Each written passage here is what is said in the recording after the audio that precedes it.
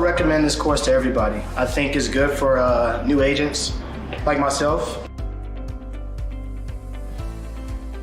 I wanted to learn the secret that all agents had, all successful agents had, and I got more than that. Another day one. Monday, another day one. Start every single day as if it was your first day, and you'll be successful. Signature!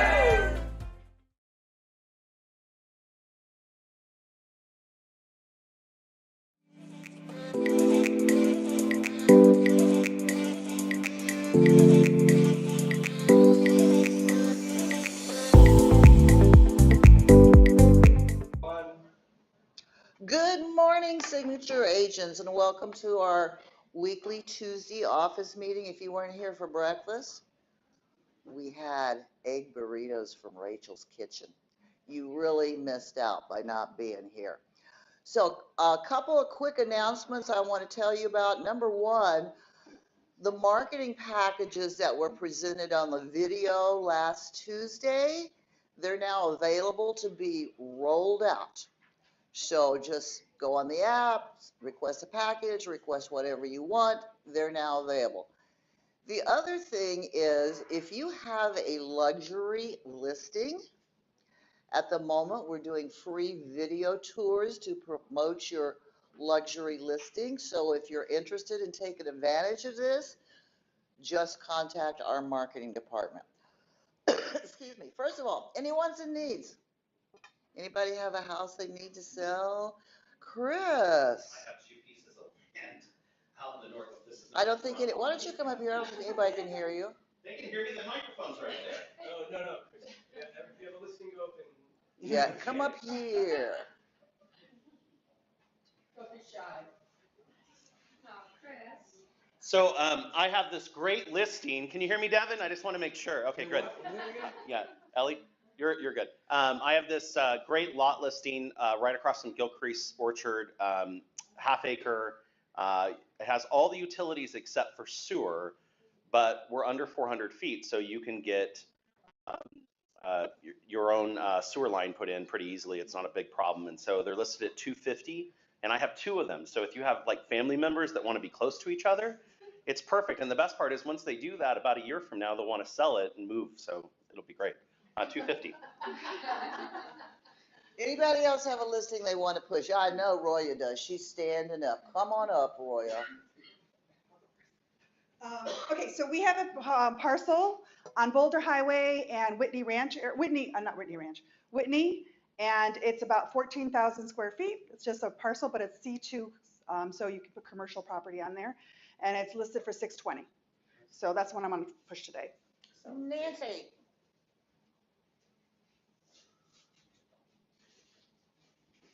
You have been on vacation, we can tell. I have. I've been in Hawaii. I have a coming soon listing. It's going to be a 2 master bedroom, 1 down and 1 upstairs, true 2 master with a pool in the southwest off Trop and Fort Apache area. It'll be in the area of around 440, and it should be live in a couple weeks. Wow. Anybody else? Nobody else? Okay, first up, Gabby from Prosperity Lending.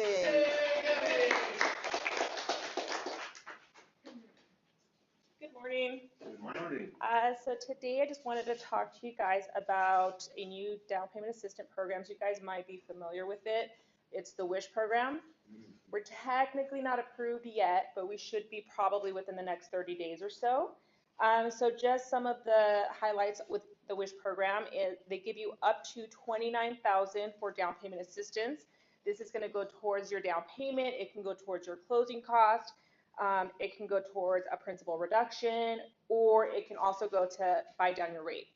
So unlike Home is Possible, they have their set rates where, they're set by the U.S. Bank. This one actually is going to go off of whatever program we choose. So if we're doing like an FHA, let's say 7%, if you want to use some of those funds to buy down the rate, you can. The things you can't use it for is for any debt payoff. Let's say that the borrower says, hey, we have extra money, I want to pay off my auto loan or whatever it is. We can't use it for that, and we can't use it to pay the difference in the appraisal. So if the value does come in low, those funds do have to come from the borrower. They do have to have a minimum FICO score of 660. There's no limitations on the property type. So if they wanted to do a single family residence, condo, manufactured, doesn't matter, they do them all. And they do have to occupy. So they don't allow co-signers, and they do have to occupy as primary residents, keep the home for a minimum of 5 years without refinancing, selling, etc. And then all of that is forgivable. And it is prorated, kind of like Home is Possible. So if they decide to refinance 2 years, within those 2 years, they don't have to pay all of it back, just some of it. And then they do have to qualify with us, and then they have to qualify with them as well. So it goes through all of those processes first, and then they have to do a workshop class, and I think it's like an hour or 2 hours. Once that is all done, then they can go with them and get those funds reserves. They won't do it, like let's say that you guys bring, hey, we have somebody in contract, let's do it now. They have to follow all these steps first, and then they can get the funds reserved. Are there limitations to where they can buy? No. You sure? Not 100%, but I will double check. Because it used to be. Okay. So yeah, all they said there's no limitations on the property type, so I'll check on that for sure. And then I'll post it on the Signature Facebook page. Thank you. Any other questions? All right, thank you guys. Okay, thank you, Gabby. Okay, so the only couple of other announcements I'm going to say this week is Cinco de Mayo week. This office is having their Cinco de Mayo party on Thursday, 4 to 6. We have Prosperity Lending providing tacos. And then we're having a guacamole, salsa, and margarita challenge. So if you think you make a great margarita or your guacamole is the best, bring in enough to share.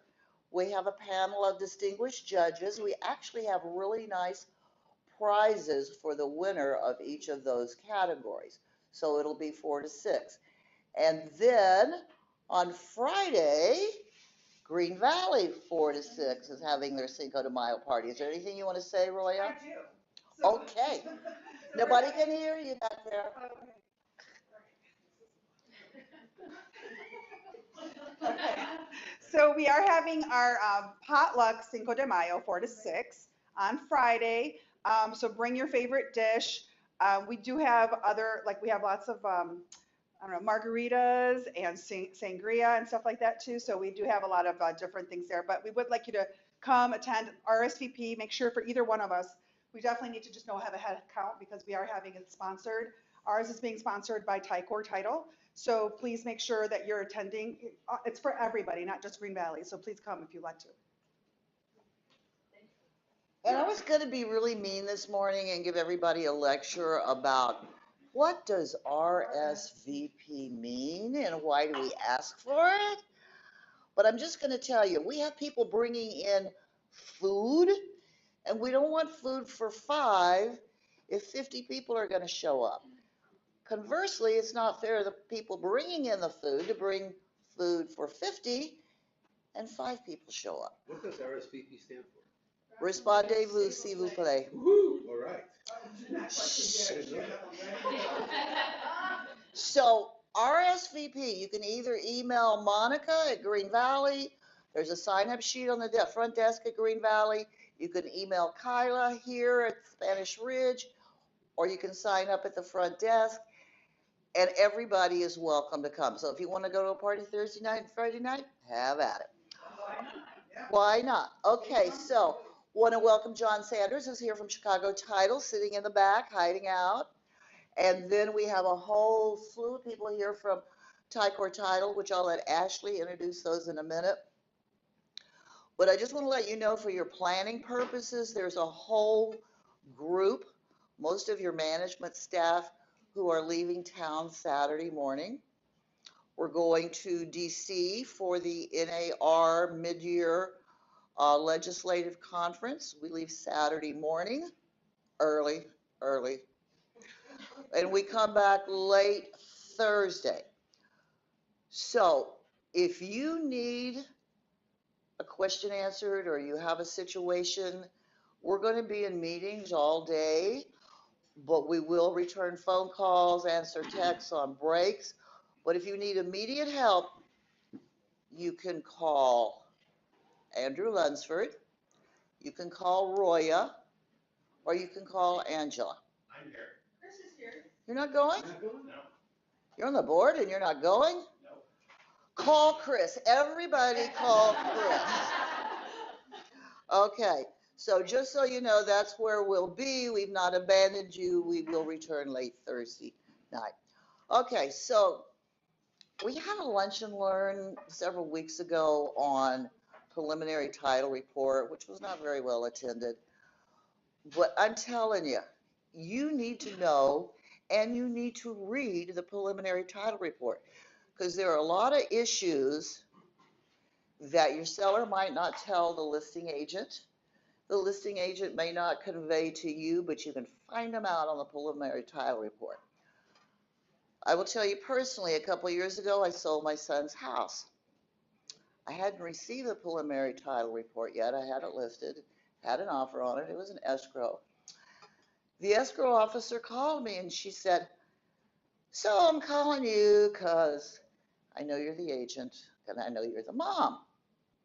And she said, there is a court order from California filed against your son's house for child support for 2 children in California.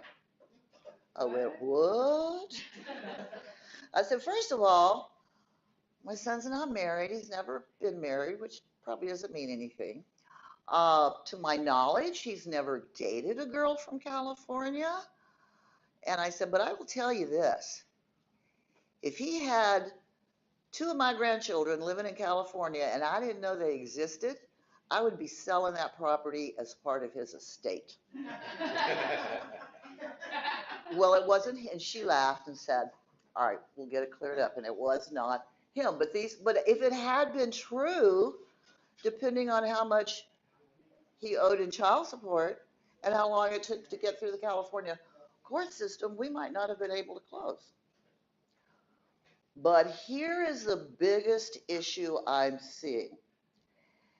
And that is people who buy a house with a large backyard.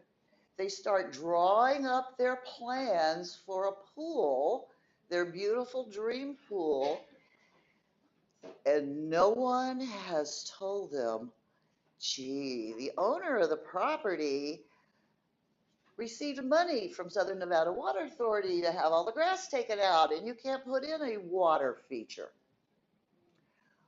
And I will tell you honestly, there are a couple of cases right now going through professional standards where the buyer was never told. The agent never read the preliminary title report. That information is there.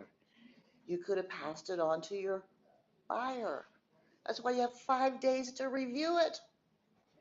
So we're having this class again because you can bet money if it's going through, those cases are going through professional standards, guess where they're also going? The real estate division. You are paying big bucks to read your preliminary title report. Excuse me, sorry. So now I have Ashley and her whole crew that I'm going to let her introduce, and we're going to have a class on how to read the preliminary title report. It's all yours, Tiitle Title. Oh, Jeremy's going to do it. Yay, Jeremy.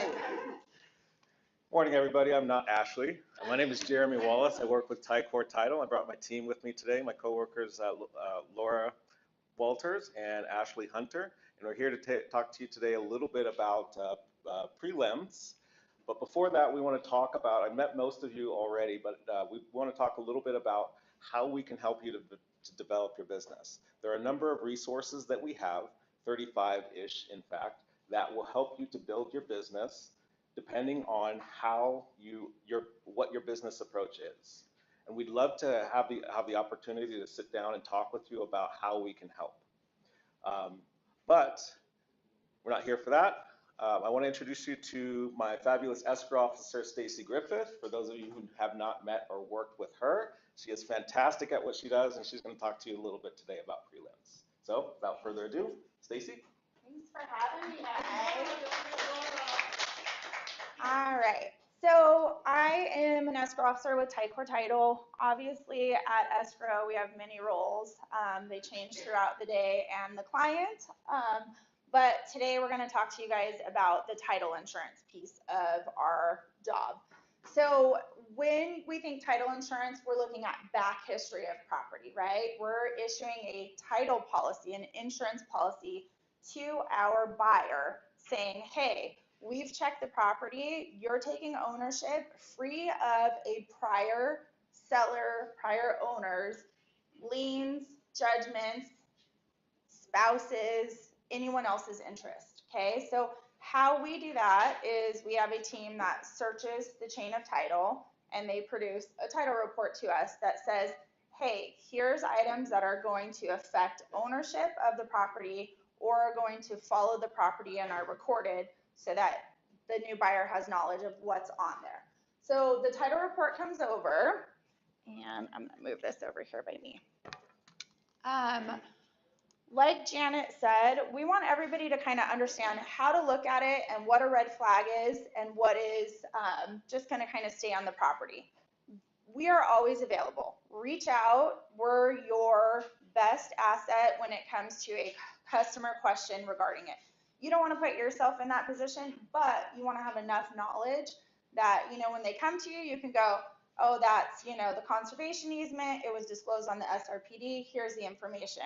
Just so you can talk about it or have enough knowledge to say, I'm not getting into that. Let's get title on the phone and get you some more information.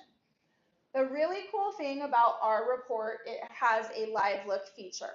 So I would recommend on your side viewing it through this feature.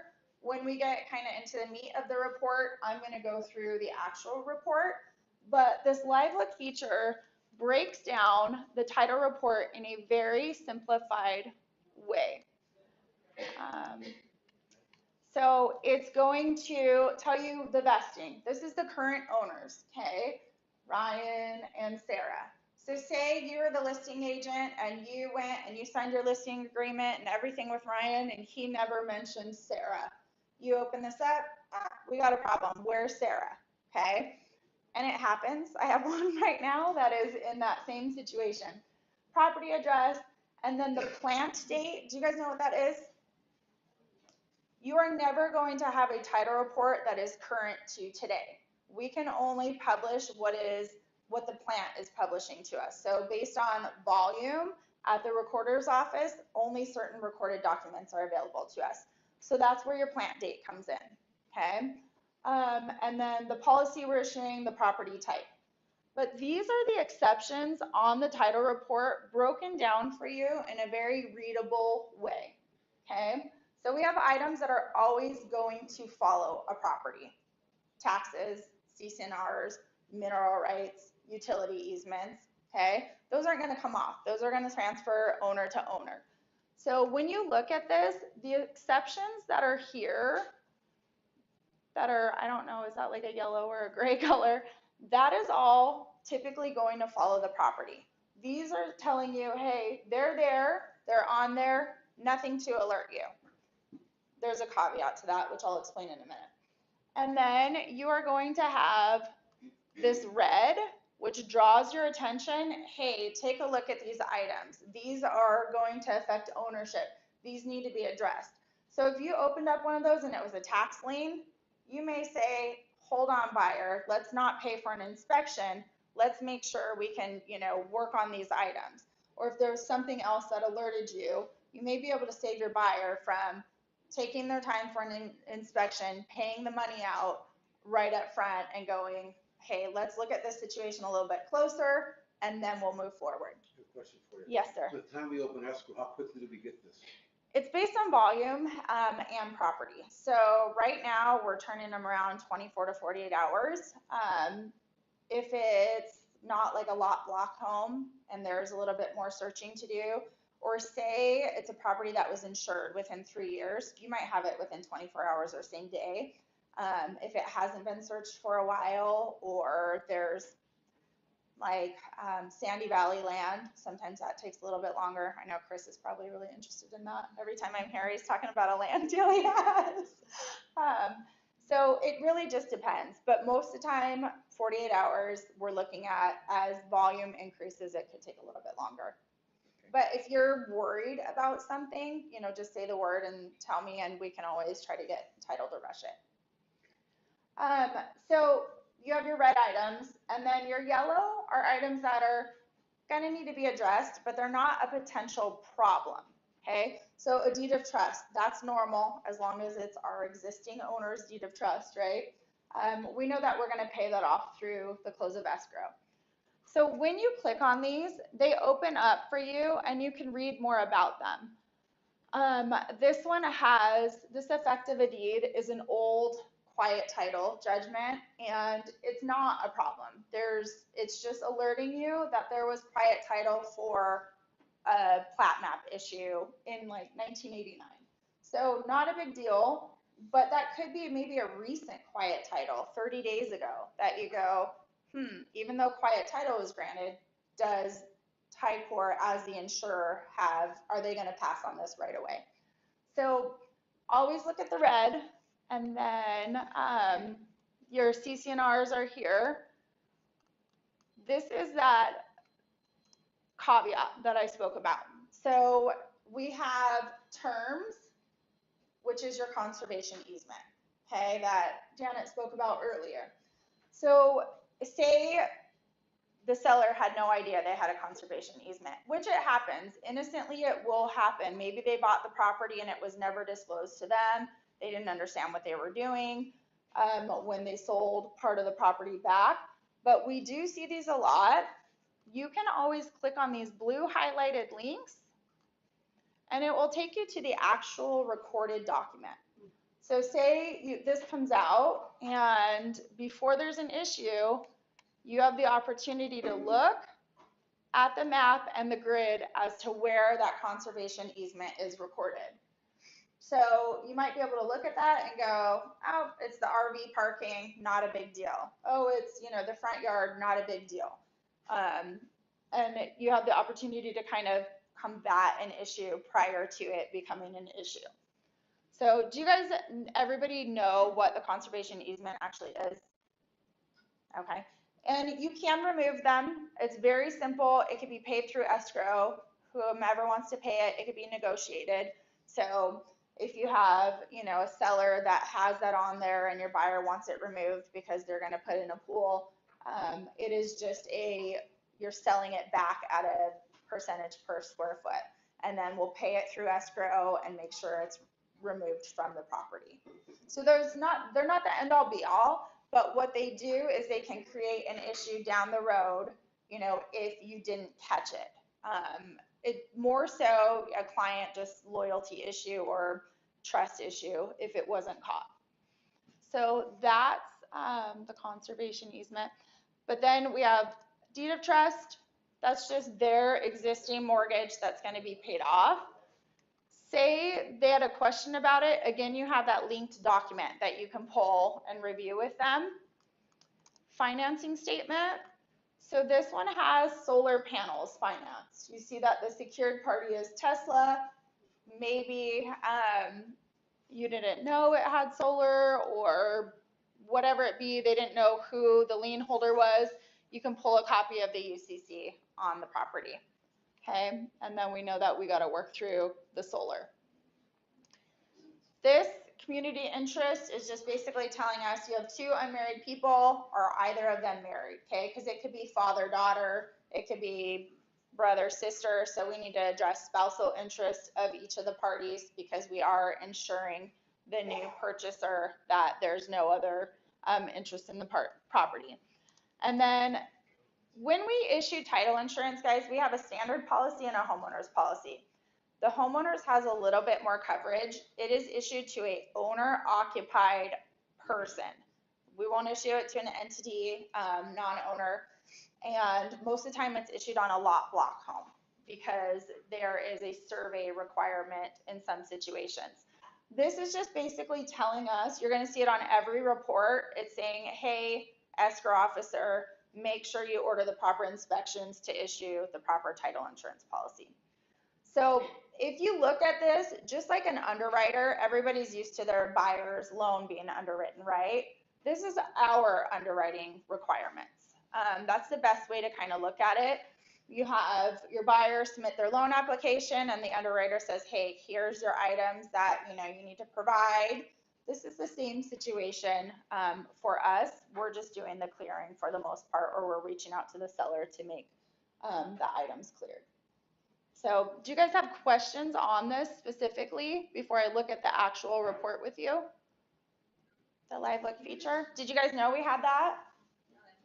Yeah, and if you use Chicago lawyers, everyone's going to have that same cover page live look feature. So you can look at it that way and break it down. What is a quiet title? Quiet title is where court makes an action on a property. So say you had, it's a judgment per se. So if I had somebody on my title report and they were taken out of the country and extradited back to their country, and we had no contact with them, we couldn't get a hold of them, we knew that they weren't here legally, I could go to the court and do a quiet title action. So it's a process, it's a wait period, they do a certain notification to people, and then they will eventually make a quiet title order, which will say, remove John Smith from the property, something of that nature. But it could be correcting like a legal description, it could be adding a garage to a unit, it could be regarding a judgment, all different items. But it's a court taking action saying quiet the title, remove these items, without us actually removing it. Okay, so that's the live look feature.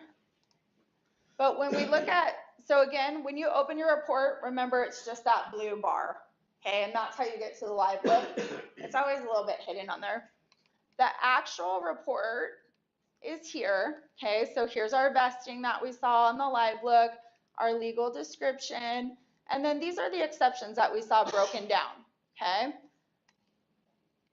Same things, this is your quiet title action, CC&Rs for both HOAs, and then there is your conservation easement. So if you are looking at the actual report and you see conservation easement, take your eyes to it, take a look at it, and just make sure, all the parties have been disclosed properly and it's on there. We have our deed of trust, we have our solar, community interest, and then that inspection requirement. So easy prelim right here to read. Do you guys have any questions about that one? No? Let's hear it. So the CC&R section, what is reported on the property for CC&Rs? On that specific property? Is it just the initial meeting that they have when they form the CC&Rs, or what do you Let's see if this one has CC&Rs. So it's everything. It will be like the initial CC&Rs. You can see where it was recorded. So August 8th, 2003 affects common areas. The next one is recorded May 2004, and then it was modified 2006. So it links everything. The older they are, the harder they are to read. Most of the time they're like really just unclear. So if you were looking for something specific, I always open it and I try to do like Control F to find, and I'll type in like rental, or a lot of VA lenders want the private road maintenance agreement that doesn't really get recorded on most properties. So I'll type in maintenance to try to search through those documents, but they are all essentially recorded. It just depends how readable they are. So, and if you had a property that you weren't into contract on yet and you wanted to review some CC&Rs, we can always contact customer service to pull CC&Rs for you guys. Email Ashley, Jeremy, Laura, email myself, and we'll forward it on to customer service and see what we can get pulled for you. Okay? So this is a different report, and we are going to let's look at it the regular way. So again, our goal is not to make you guys the experts expert. It's not to make you know how to like read every inch of this title policy and go, oh yeah, title's good, you're good to go. We just want you to know, hey, red flag, Stacy, what is this? Is this going to hold me up? Is this going to be a problem? So here, our vesting, husband and wife as joint tenants, we signed our listing agreement with both of them, or they both signed the contract, we're good to go. Legal description. This is a good spot to look, guys, on a condo. So say you have a property that you've gone into contract with and there's a garage, and you know that you're purchasing the garage as part of the agreement. Always double check, read your legal, it will include the garage or it will have a separate parcel for the garage. So that's a really good one too, that you're gonna wanna make sure that the garage is either included in your parcel or, hey, do we need to do an addendum and add that other parcel to the property? How often do you see that? A lot. Really? Yeah, quite a bit. And then, you know, if it has a separate parcel number, it's taxed separately as well. So it does get missed, and people will just assume it's included and it might not be. So it is always good. If it's in here, it'll very clearly say garage unit on the legal, okay? This isn't a condo, but, and then we have our taxes, our normal exceptions, the CC&Rs that we kind of just went over. We have a payoff, so our client has a deed of trust. This one appears to have been in default at one time. So you have an NOD filed in 2019, and then you have a modification filed. There's no action since 2019, so are they in active foreclosure? Likely not, right? That modification probably is where they've modified the deed of trust in order to make their payment current, or like some kind of forbearance agreement. And then you have your financing statement. So, hey, maybe they never told you, and there's a RO system financed on the property. Okay, so that one's not solar, that's a water treatment system. Maybe they didn't disclose that to you. Okay, we need to talk about that. We need to address it. Does it need to be paid off? Does your seller have enough proceeds now? What does this affect? Okay. And then I went all the way back.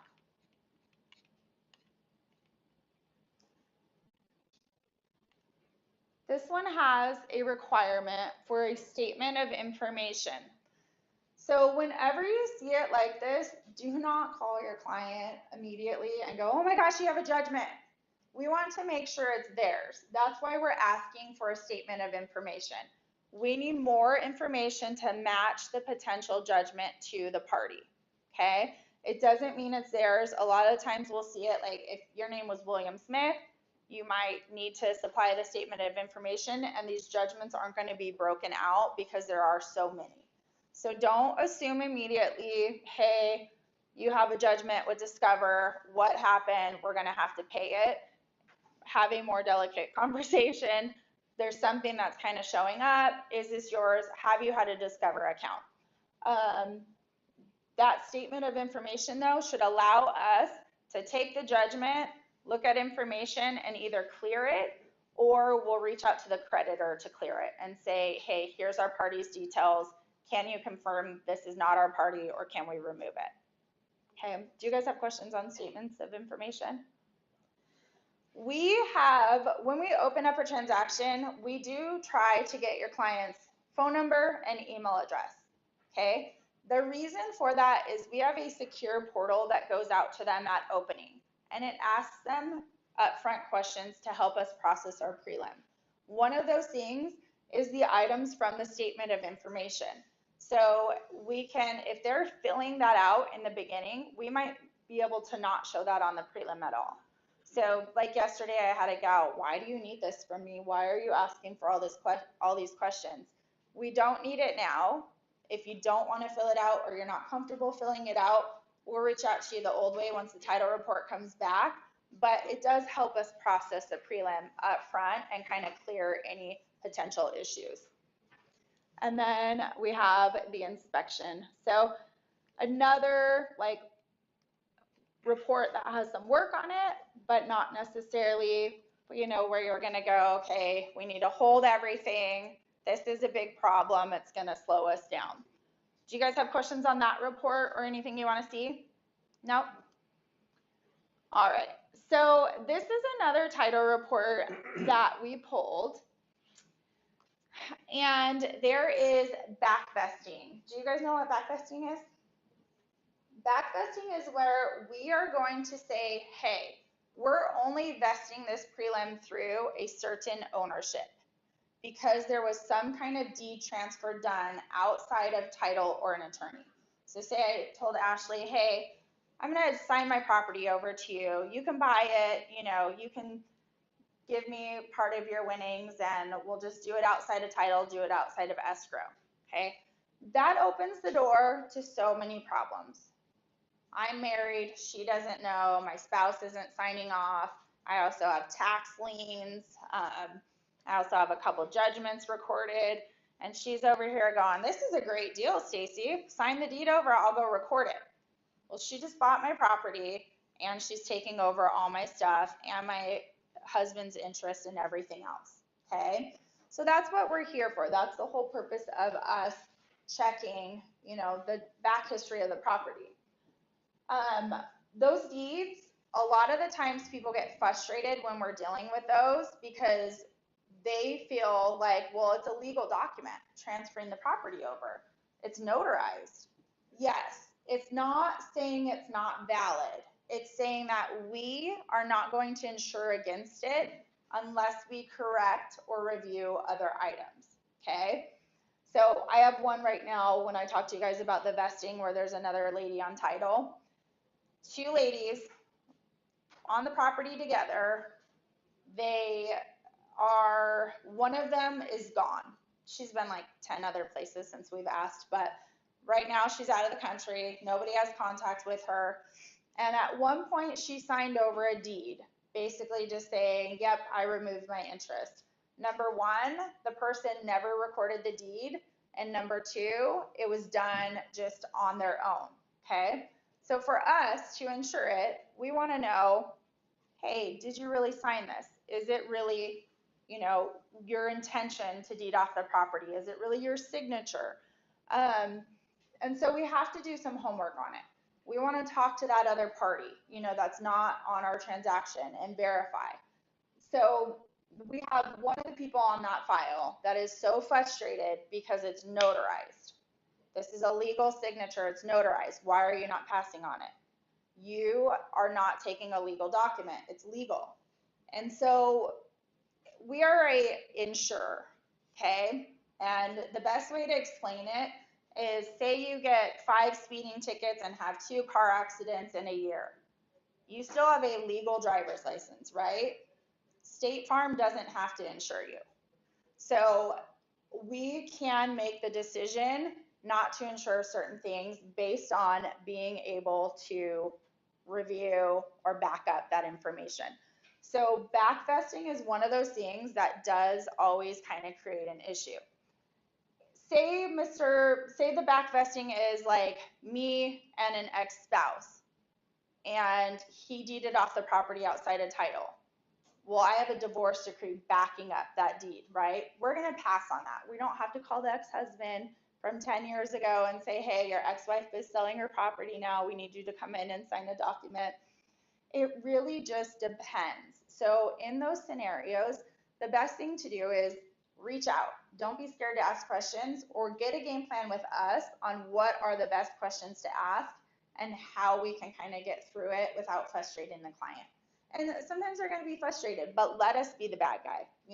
We can explain it to you. We can get a game plan and then be the one that kind of goes to the client and says, hey, this is why we need it. This is what we're kind of doing. This one's a little bit simpler as far as the vesting goes. Do you have a question, Brewing? I saw it. Legal description. We'll talk about his back vesting in a minute. And then you have a homestead. So it's him and another party that's not on title, right? We kind of want to know where Amy is and why she's on a homestead but not on our vesting. So that is something we would look at. And then we have a credit line. So this is just a line of credit that he took out in 2004, and there's the Amy lady again, okay? So where is she? Why did she encumber the property, but she's not a title holder? Does she have interest? Was she expecting a payout? We kind of want to figure out where she's at. And then number 10, this is the deed that we are vesting back to. So Paul, a married man, as a sole and separate property, deeded the property to Paul and Amy, husband and wife, as joint tenants. So that's going to clear up a lot of the issues for us, right? Paul's around, Amy is obviously his wife, hopefully she's around too, and they're going to sign both on the transaction. So we wouldn't really have to like reach out to somebody not involved in the deal and find out. This is just a note that somehow this was recorded with the incorrect legal description.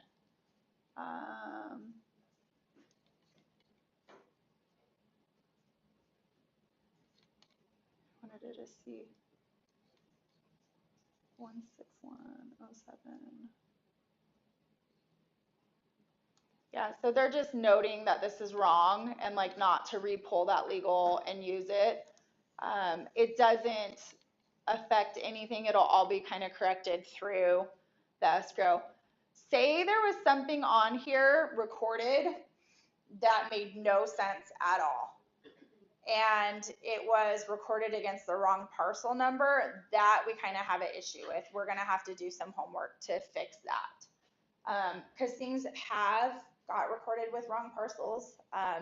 It's typical, you know, it could be a digit off or whatever it be, and then it creates a little bit of a problem. But that's what we're here for, to kind of get everyone through that.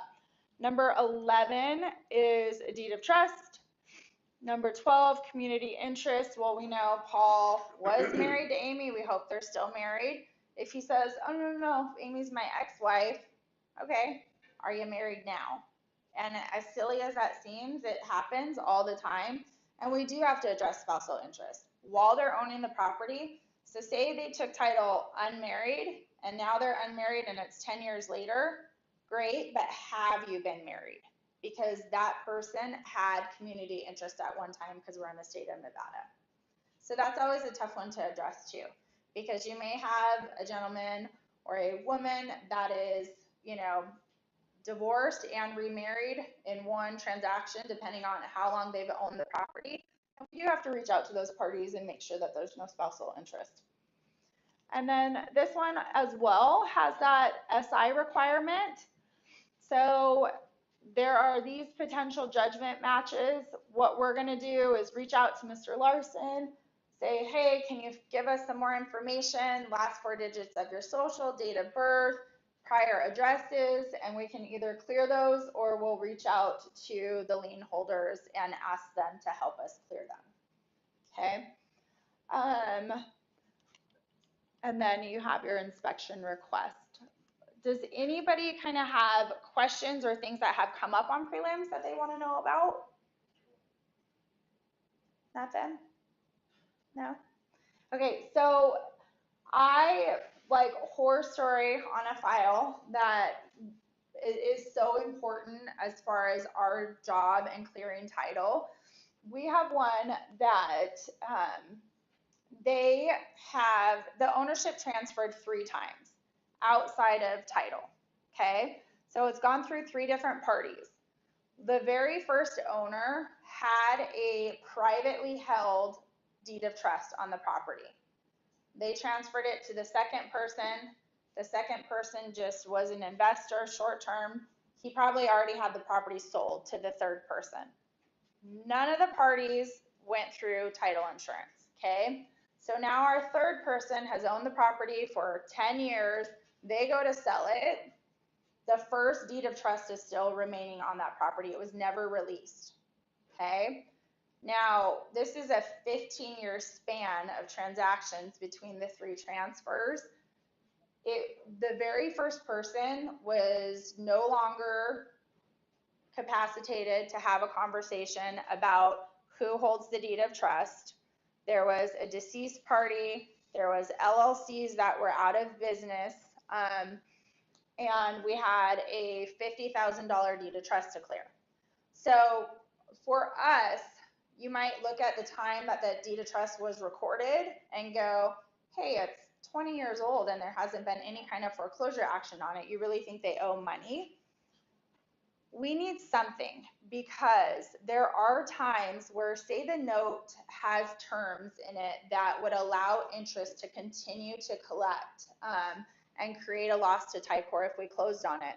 And maybe the first person's son is an attorney, and once he passes away, he starts going through his stuff and goes, hey, we have some interest in this. I'm an heir. I should be collecting money on this deed of trust. It happens. So a lot of the times things are looked at and they're like, that's so ridiculous that you have that on there. We have to address things. We have to clear them.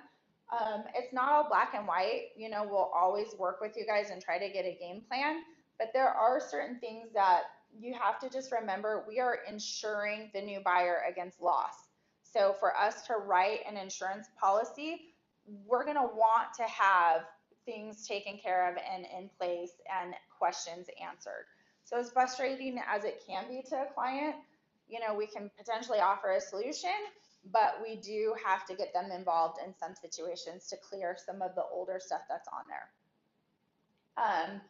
As far as like closing, when we just talked about the parcel number being recorded incorrectly, I had a transaction 3 years ago. We closed the deal, no big deal. An investor bought the property and they were flipping it. It was a bigger property. It was actually their first like over $1 million flip. And they call and they said, hey, I got a foreclosure notice on my door from a second deed of trust. And we're like, all right. So I pull up my title report from when I closed the transaction. There's nothing on there. Email title, hey, research this property. Do you see anything that recorded on there? No? All right, send us over, you know, the information that they're sending to you. This second recorded their deed of trust against the wrong parcel number. So it was all the correct information. They recorded it on the wrong parcel number. So when we pulled our chain of title, we had no knowledge. Our seller was deceased, and it was his heir taking care of it. So he had no idea that there was a second, or he was like crossing his fingers and shutting his eyes that nobody would ever find out, and he just got to keep the money. But we had to essentially pay out that second and then try to resolve it. So that kind of shows you what, as a title insurance company, we have to do. We went and paid out the second because we did issue free and clear title. And then we worked on the back end to kind of get our legal team in to make the resolution on it and collect. But that takes time for us to get paid back out. Are we going to get paid back out? You know, some of these companies aren't open anymore. Some of the services aren't around anymore. And there's a very like gray period in that refi boom of 2005, 2008 that things weren't recorded correctly, or they were kind of messy and not released. Do you guys have any other questions? What you got?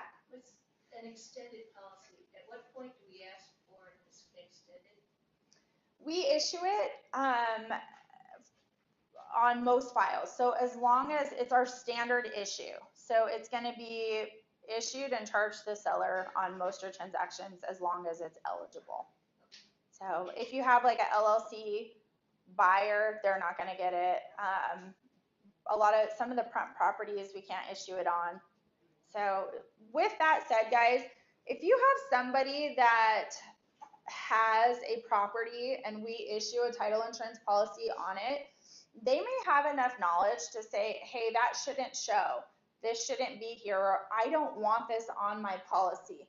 Reach out to us and, you know, give us that information, because we can go to underwriting and say, why are we showing this from 1989? Why is this on there? Is there, you know, an opportunity to remove it?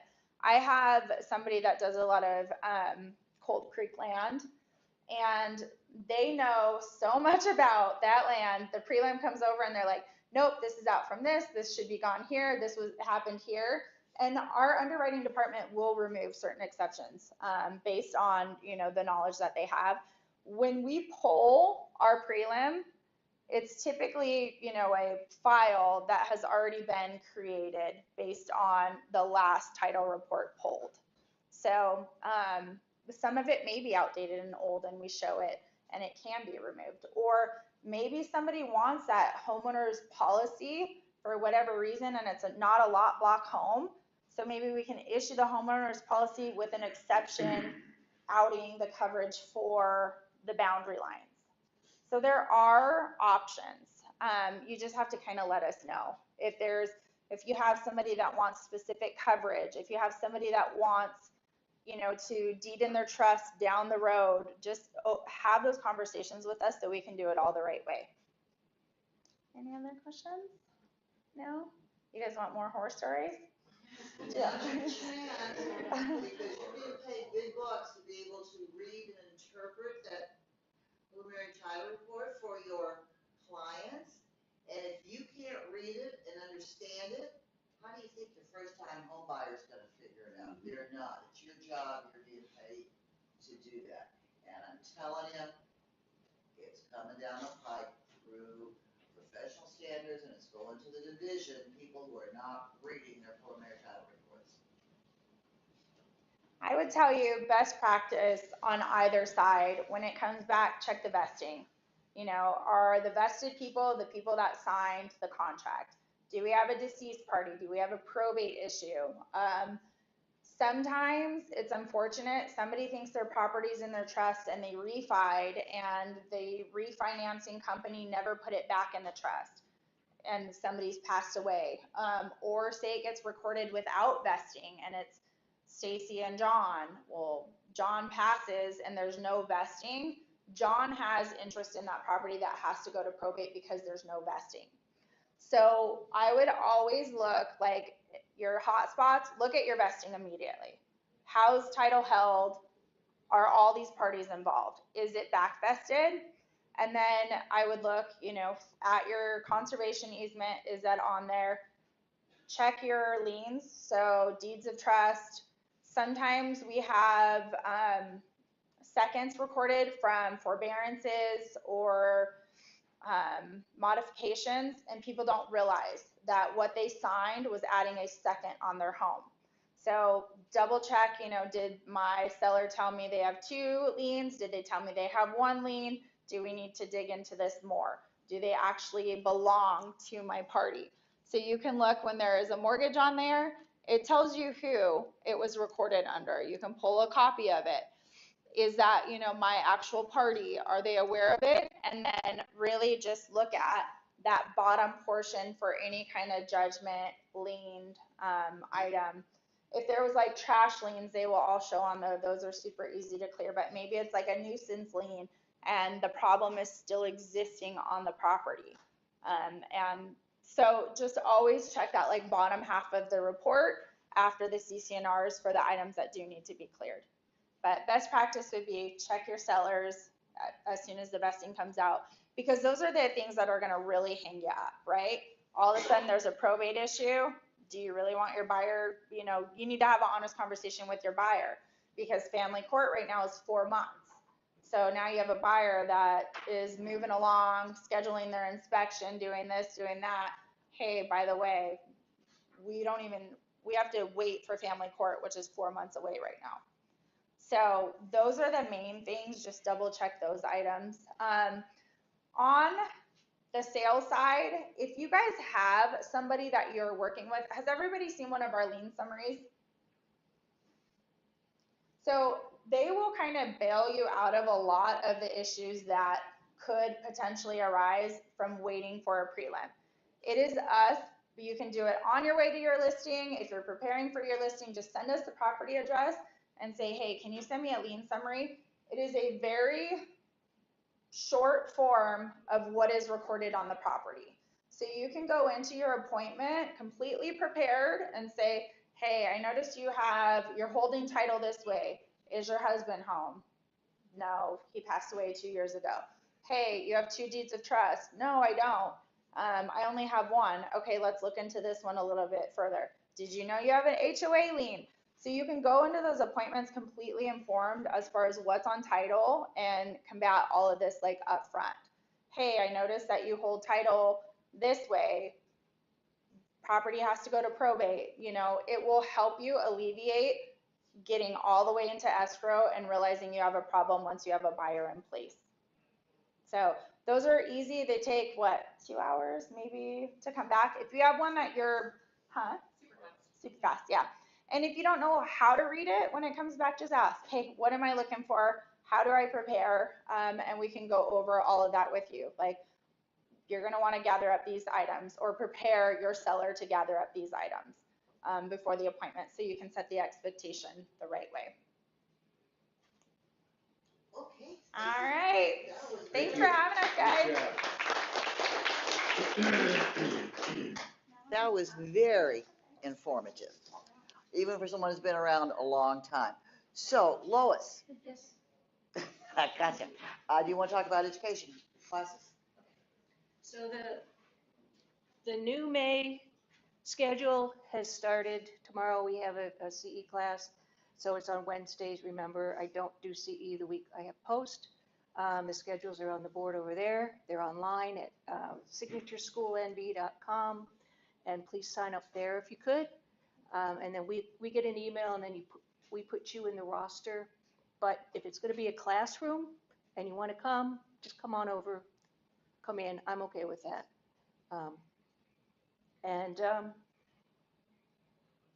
Okay, and June's out, and I think I started July also. It might be on the website also. Okay, and then Tom's going to do a brand new class called So You Want to Know About REOs.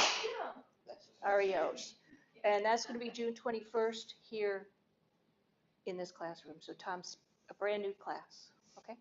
General. Okay, thanks. And Roya has one more thing. Just one quick thing. Okay, so we're going to do another prospecting workshop May 18th. So yay. We had a really good time last time. We had lots of gifts that we gave away. Tiitle did do a sponsor for us last month. This month, Prosperity Lending will be doing it. It's called Money and Mimosas. So yes, we will have mimosas. So please be there. And if you're a veteran especially, and you're not afraid of the phones, and you want to come and help some of us, that would be great, because I could use some more people to help with role plays. Right now, we just do breakout sessions, role plays, get on the phone, make calls. We have quite a few people there. We had probably over 35 people there last time. So we want to do this every single month, so we'd love some participation. Thanks. Okay, and we hope to see all of you either Thursday night, Friday night, or both. So just RSVP so we have enough to feed you. Have a great rest of your week. Oh, next